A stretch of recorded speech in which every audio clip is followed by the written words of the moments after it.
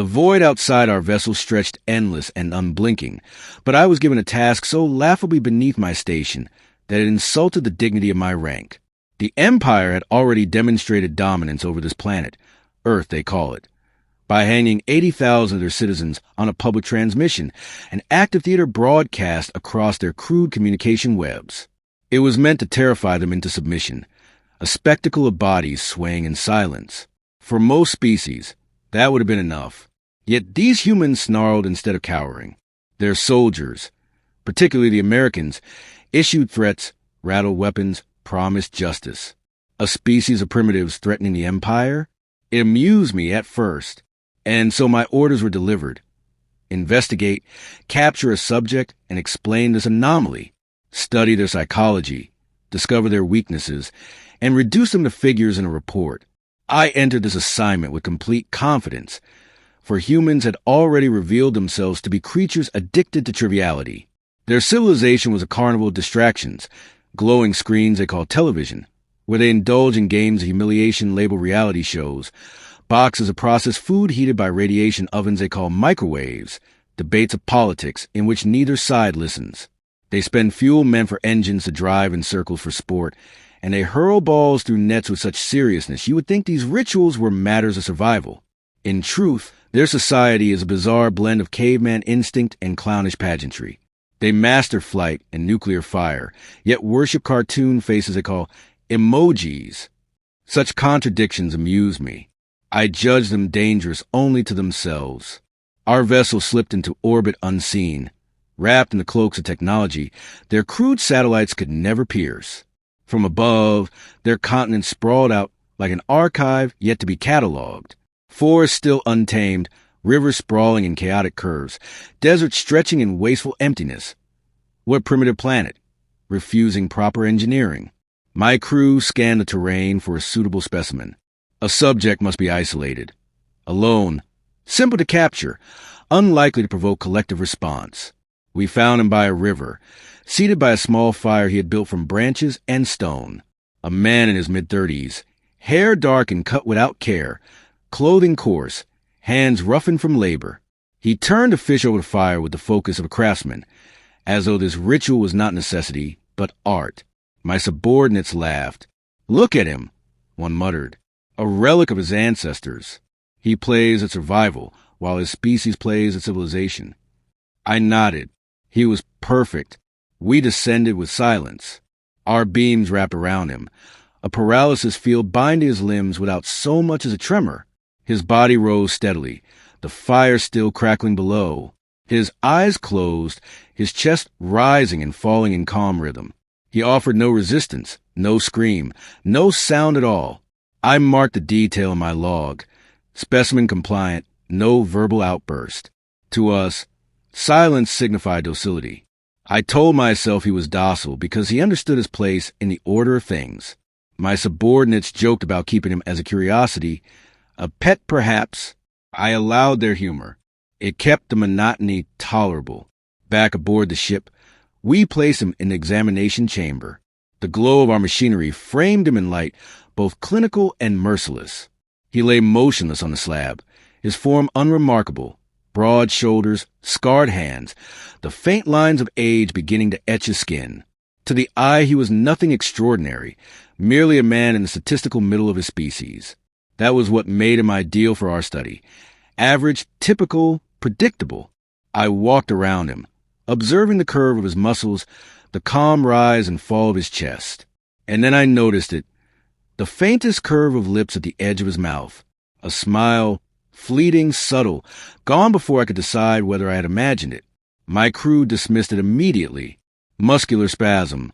One explained. Residual firing of the nervous system under paralysis. His tone was flippant, but I found myself circling again, watching for any trace of that expression. The human stillness unsettled me in a way I had not anticipated. Most species, when seized from their native soil, collapse into terror. They flail, they sob, they plead. They sweat rivers, their pulses race. This one lay quiet, as if resting. My logic told me it was ignorance. He could not comprehend his circumstances, so his body protected itself with calm. Yet the smile whispered another possibility, one I preferred not to entertain. The machines began their work. Vital signs streamed across displays. Pulse steady, blood pressure normal, neural activity within expected ranges. No spikes of panic, no surges of fear. The medic suggested the man was unusually resilient. Another joke that perhaps humans have been desensitized by their addiction to reality television, a ritual of humiliation that, if endured, would make abduction seem mild. Laughter filled the chamber again, but the sound felt forced. His possessions were catalogued with derision. A knife, dull by use, a coil of rope, a battered lighter. Primitive tools unworthy of note. But one object provoked particular amusement. A roll of duct tape. My technician held it up between claws, baffled. "What could this possibly be for?" he asked. Laughter followed as I explained. They believe this adhesive cloth can fix anything. Machines, furniture, even themselves. It is their panacea. The chamber erupted again in laughter. The absurdity of it pleased them, but the sound seemed hollow in my ears. For even as we mocked, the man's breathing remained calm, his silence unnerving. I stepped closer, lowering my voice though I knew he could not respond under the field. "You are one of many," I said. 80,000 of your kind already swayed in the void as demonstration. Soon more. Your species resists pointlessly. We will learn your secrets, and then your world will fall. My words carried the ritual weight of domination, the cadence of certainty. His eyes stayed closed, unresponsive. Yet as I turned away, I thought I saw it again, that flicker of a smile at the corners of his lips. It was not worthy of record, or so I told myself. A trivial anomaly, a detail without consequence. Yet I carried it with me longer than I intended. A smile in captivity is not natural. It is not instinct. It is intent. I finished my report with the confidence required by my position. Acquisition complete. Subject stable. Proceeding to analysis. The words were correct, official, sterile. They carried the authority of the empire, as though authority itself could erase doubt. But privately, as the lights dimmed and the chamber settled into hum of containment, I thought of that faint, deliberate smile. Another specimen bagged, I wrote, "Their species is simple, predictable." But in the silence of my own mind, I whispered something else, something I dared not share with my crew. His stillness was not submission. It was preparation. And though I dismissed the thought as absurd, it lingered. The faintest crack in my certainty, the first tremor in my confidence. We ignored the smile. We should not have. The chamber lights glowed with sterile precision, illuminating the subject's inert form. My subordinates had settled into routine, cataloging vitals, calibrating instruments, and preparing the next round of scans. It was a familiar pattern. Capture, restrain, observe, reduce. I had performed this sequence across countless species, each one a variation of fear and futility. Yet tonight, as I stood before the human, that faint smile still clung to memory like an itch I could not scratch. I consoled myself with logic, random neural firing, nothing more. Still, the chamber felt less secure than it had moments before. The paralysis field should have held him unconscious for several cycles. But it flickered sooner than expected. His fingers twitched. His eyelids parted. My crew noted the anomaly, alarms ready on their consoles. Yet before any of them could intervene, the man's eyes opened fully. They were calm, clear, and disconcertingly aware. The expected panic, thrashing, shouting, begging, did not appear. Instead, his gaze moved across the room, appraising each of us as though we were specimens on display. Then came that smile again, wider now, deliberate. My stomach turned. He sat upright with slow, measured control, ignoring commands of our restraining fields. They buzzed against his skin but yielded as if his body had found a way to adapt. My technician stammered, increasing the current. But the human simply straightened his back, rubbed his wrists, and tilted his head with the mild curiosity of a man waking from a nap. His first words were not a question of where he was, nor a plea for mercy. Instead, he spoke with unsettling composure. "Which of you is in charge?" I bristled.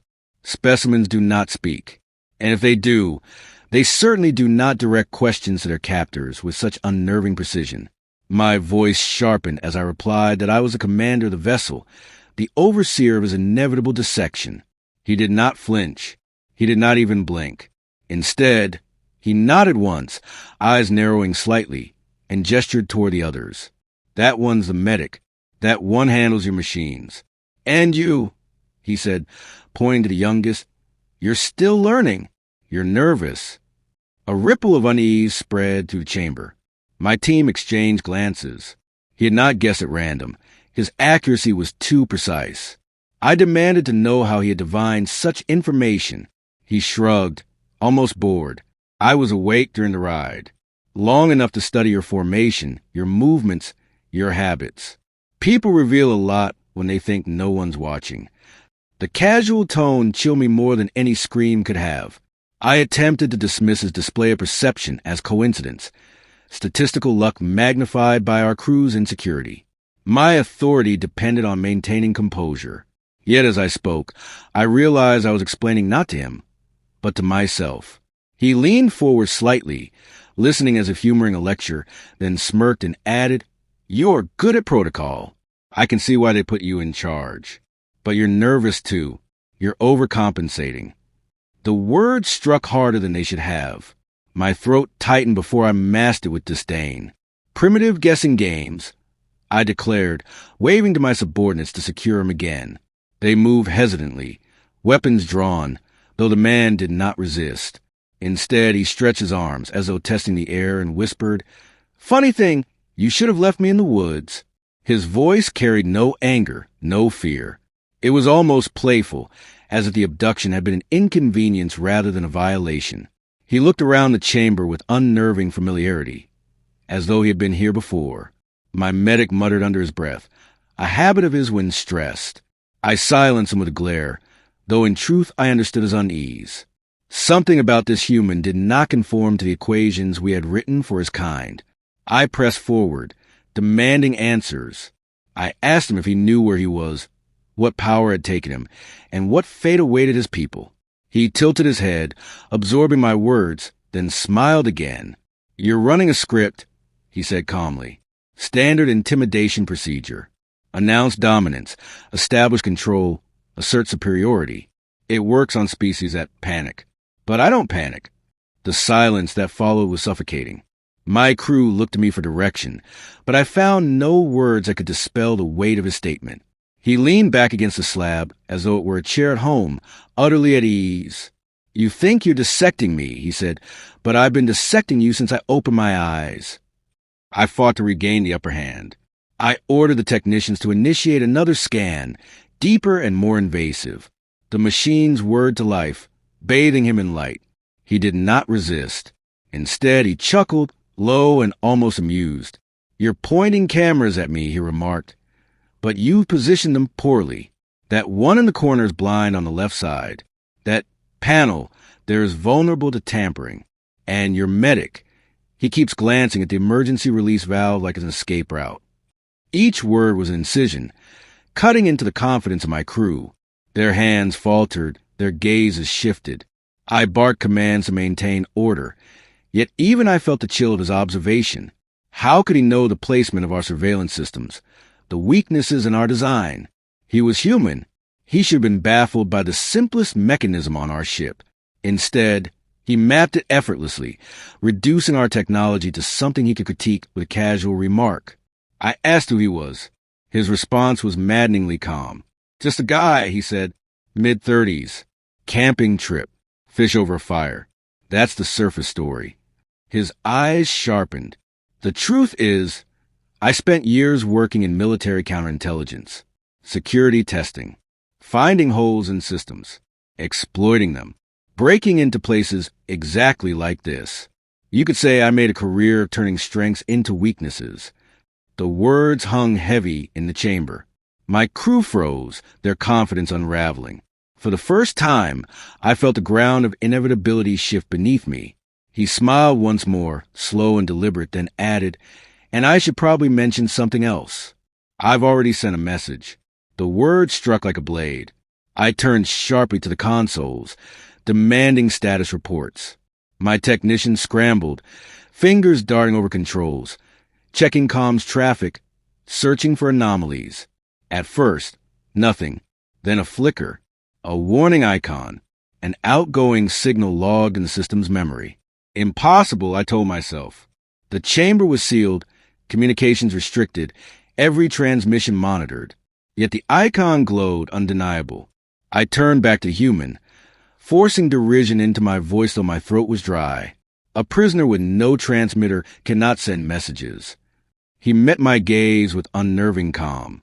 You scanned my brain, he said. You connected me to your system. You gave me everything I needed.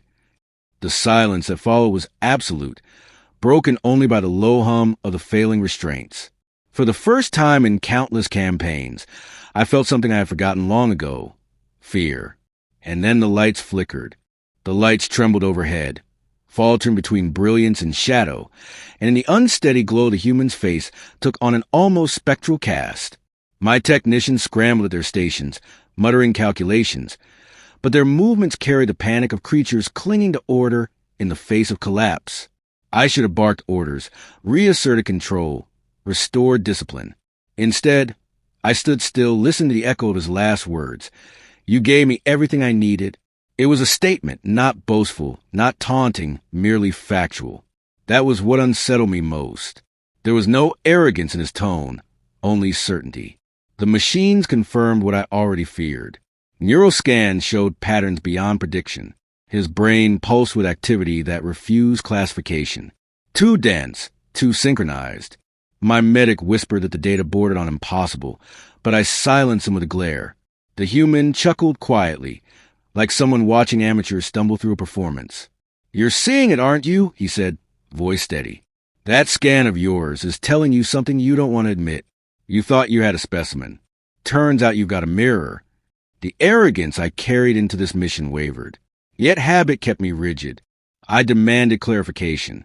He obliged without hesitation. You think intelligence is measured in tools, in weapons, in the size of your ships. But intelligence is adaptation. I learned more about you in 5 minutes of observation than you've learned about my species in all your centuries of surveillance. He leaned forward slightly, eyes catching the unstable light. And the funny part? I've been feeding you jokes just to see if you'd notice. He began quoting phrases I did not recognize, speaking of films and actors in tones both mocking and casual. I feel like this is a part where I'm supposed to say, take me to your leader, or maybe quote an action hero. Ever heard of Chuck Norris? He winked then, deliberately, slowly. I found my breathing shallow. I did not know who or what Chuck Norris was, but the weight he placed on the name made my chest tighten with unease. My scribe recorded the words, tagging them for later analysis. I feared the analysis would reveal little more than another absurdity in human culture, yet the effect lingered nonetheless. I pressed him, trying to pierce through his facade. You joke because you are afraid, I said, my voice sharp, desperate for dominance. He tilted his head as though studying an insect. No, he replied, calm and absolute. I joke because you don't understand. Humor is control. Humor means I choose how this conversation goes. And right now, you're dancing to my script. His words struck harder than the most violent rebellion. My crew faltered again, glances darting, hands twitching away from instruments. The human noticed, of course. He noticed everything. His eyes tracked the movement of each of us, cataloging, evaluating. Your medic keeps sweating, he observed. Your technician's left hand shakes when he's nervous. And you, he fixed his gaze on me. Your voice drops half a pitch when you feel doubt. You've already lost control, Commander. I'm just letting you realize it. The restraint field around him hummed faintly, but he made no effort to escape. He didn't need to. His composure alone unraveled our confidence more effectively than force. I demanded another scan, desperate to reassert the process, to ground us in data. The machines complied, beams flooding his skull with light. The results scrolled across our displays, and for once, silence consumed the chamber.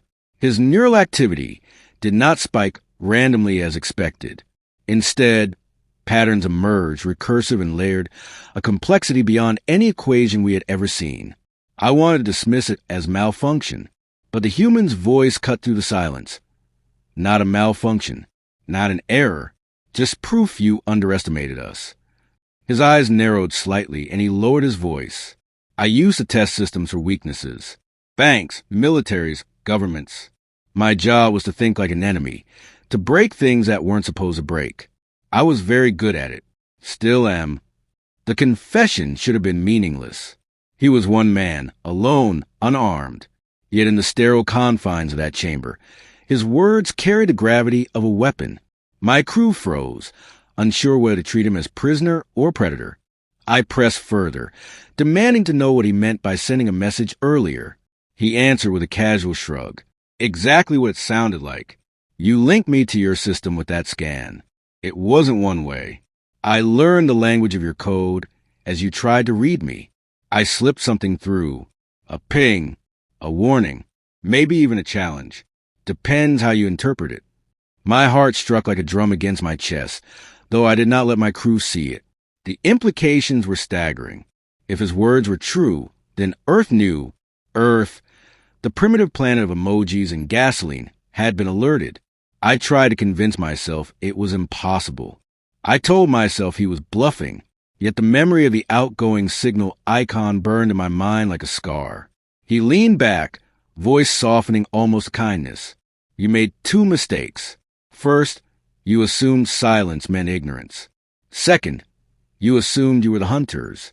But out there, he gestured vaguely toward the stars. We've been watching, waiting, preparing. You just didn't see us because we wanted it that way. The chamber fell into a stillness more suffocating than noise. My crew avoided my gaze, their loyalty cracked. I searched for protocol, for guidance, for the steady weight of Empire procedure. But nothing in our manuals accounted for this. A prisoner who unraveled control not with violence, but with words, with smiles, with terrifying calm. I approached him, desperate to reclaim authority.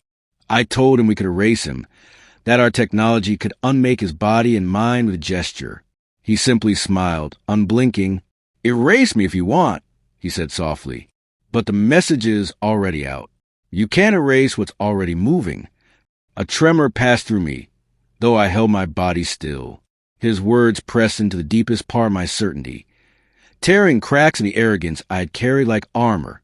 For the first time, I saw him not as specimen, not as data, not as animal, but as adversary, worse, as superior. He closed his eyes briefly, almost a meditation, then opened them again, bright and sharp. I'll give you one more free lesson, he said. Predators don't announce themselves. They let the prey feel safe, comfortable, predictable. You looked at Earth and saw cartoons, junk food, duct tape. You saw prey. But that's camouflage, and you fell for it. My throat felt dry as sand. My subordinates stared at me, waiting for command, but none came. The chamber felt smaller, the air thinner. The human had inverted the balance entirely. He was no longer the one under scrutiny. We were. And then he smiled for the third time, deliberate, patient, inevitable. Now, he whispered, let's see how long it takes before you understand what you've really caught. The lights flickered once more, longer this time, and every system display glowed with lines of code none of us had written. The hum of our vessel, once steady and absolute, fractured into uneven pulses. Panels flickered, monitors spat static, and the command deck filled with low groan as if the ship itself had begun to doubt its purpose. My technicians scrambled, their voices rising in a discordant chorus of warnings, but none dared step closer to human. He sat upright on the slab, hands folded, posture relaxed. His calmness in the storm of our failing systems was more terrifying than violence could ever have been. I demanded status reports, clinging to the tone of command even as dread gnawed at my chest. Containment stable, one stammered. But compartments 3 through 7 just sealed themselves. Another cut in, panic thick in his throat. Navigation offline. Propulsion unresponsive. The system, it's locking us out. My crew looked at me as though I might conjure control from thin air. I had no control to conjure. The human finally spoke, his words soft yet sharp enough to slice through the noise. You gave me a window, he said. Your scanners, your links, your arrogance. They all open doors. And I don't need to push hard once the door's already cracked open. He leaned forward slightly, eyes bright with terrible patience. You've been breached from inside your own walls. I tried to laugh, though the sound came strangled. One man cannot command a ship of the Empire. His reply chilled me further. One mind can command anything if it knows where to look. The alarms grew louder, a dissonant symphony. The ship's AI announced calmly that emergency lockdown protocols were in effect.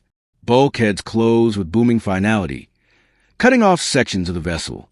My second-in-command cursed, hammering futilely at his console. The AI isn't following our input. It's following his.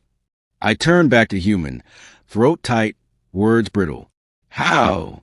He tilted his head, as though I were a child asking why the sky is dark. When you scanned me, you showed me your pathways, your architecture. You mapped your nervous system over mine. So I reversed it. You made me part of your ship. That was your first mistake. Your second was assuming I wouldn't notice. The lights dimmed further, plunging us into a half-light where every face looked gaunt and uncertain. I felt the first genuine tremor of fear ripple through my crew, and, shamefully, through myself. He had turned our tools into his weapons with unnerving precision. Earth is primitive. I tried again, my voice faltering. Your people burn gasoline. You fight over food wrapped in paper. You waste hours watching boxes of flickering light. You cannot match us. His response was delivered with terrifying calm. And yet here I sit, and here you flounder. Maybe you should have paid more attention to the flickering light. You have seen how much you can learn by watching carefully. He spoke then of defenses I had not known existed. Cloaked satellites orbiting silently beyond detection. Deep space monitors designed to mimic debris. Networks of watchers who pretended ignorance. Feigned weakness, all so the Empire would underestimate them. This isn't first contact, he said. This is counter contact. You showed yourselves, and now the mask comes off. My subordinates exchanged panicked looks, whispers spilling between them. Doubt spread like infection. I slammed my hands against the nearest console, ordering silence, ordering focus, ordering anything that might sound like control. But their eyes betrayed me. They no longer looked to me as commander. They looked to him. He stood then, restraint sparking uselessly around his wrist before dying altogether. He stretched, casual, as though waking from a nap in his forest camp. My hand hovered over the failsafe, an option to flood the chamber with energy so potent it would obliterate him in an instant. I considered it, but my fingers refused a command. Some part of me feared that destroying him would not stop what he had already set in motion. He paced slowly, each step deliberate, his presence transforming the chamber from a laboratory into an interrogation room where we were the subjects. You built your empire on fear, he said. You broadcast executions, you burn worlds, you expect obedience. But fear isn't control. Fear only works until someone stops being afraid. His eyes locked on mine. What happens when Earth stops being afraid? The words dug into me deeper than any blade. I thought of the executions, the spectacle of 80,000 bodies hanging as symbols of submission. I had believed that would break them. Now I wondered if it had forged something harder, colder, more dangerous. Suddenly the ship shuddered, a violent tremor that rattled every panel. One of my technicians shouted that propulsion had been rerouted. Coordinates recalculated. Another screamed that weapons had gone offline. Then, almost mockingly, the ship's AI reported in a voice stripped of deference. Primary systems under foreign control, awaiting new command. Foreign control. Not ours. His. The man chuckled, low and quiet, the sound of inevitability drawing close. You thought I was your prisoner, but I was never in your cage. You were in mine. He tapped the wall, and the lights flickered in obedient response. My crew recoiled, powerless. I tried to summon anger, but what rose in me was something I had not felt in centuries. Humility, bitter and sharp. My arrogance cracked in that chamber, and I knew it. I looked at him not as specimen, not as tool, but as adversary, no, as master. He had inverted our hierarchy so completely that even my thoughts bent toward his gravity. He stopped pacing and regarded me with eyes both calm and merciless. "I don't need to hurt you," he said. "I don't need to fight. The message is already moving faster than your empire can chase it. By the time you understand, it will be too late." The alarm softened, system stabilizing under his control. For a fleeting moment, the ship felt calmer, quieter, as if it had accepted him as its true commander. My subordinates looked broken, their discipline dissolved. And I, once arrogant, once certain, stood hollow, stripped of superiority. He leaned closer, voice quiet, almost intimate. "Tell your empire this. Earth is not prey. We are patient. We are prepared. And we are coming." The finality in his tone left no room for rebuttal. He turned his gaze back to the stars, as though the walls of the ship no longer mattered, as though he already stood on a larger battlefield. And then the screens went dark. The chamber fell silent, save for the pounding of my own heart. The last image burned into my mind was a smile, calm, confident, inevitable. We had come to dissect an ape. Instead, we had uncovered a predator.